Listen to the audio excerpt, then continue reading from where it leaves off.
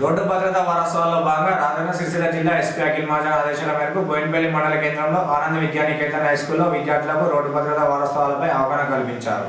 అనంతరం విద్యానికేతన్ హైస్కూల్ నుండి అంబేద్కర్ చౌరస్తా వరకు విద్యార్థులతో కలిసి ర్యాలీ నిర్వహించారు. అనంతరం ఎస్ఐ పృథ్వీధర్ గౌడ్ మాట్లాడుతూ మైనర్ బాలబాలికలు వాహనాలు నడపకూడదని, ఒకవేళ నడిపితే వారి తల్లిదండ్రులపై కేసు నమోదు చేయబడతాయని తెలిపారు.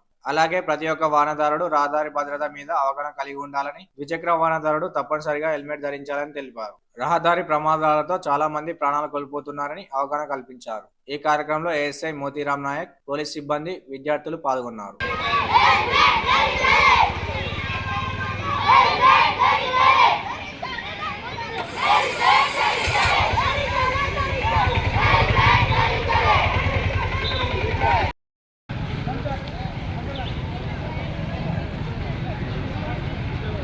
గారి ఆదేశం ప్రకారం రోడ్డు భద్రత వారోత్సవాలకు సంబంధించి ఈరోజు మన స్కూల్ పిల్లలకు అవగాహన ఈ హెల్మెట్ గురించి మరియు డ్రైవింగ్ సంబంధించి టీకాకు సంబంధించి అందరికీ అభివృద్ధి కల్పించాలనే ఉద్దేశంతో ఈరోజు ఇక్కడ బోయినపల్లి సెంటర్లో ర్యాలీ చేయడం జరిగింది.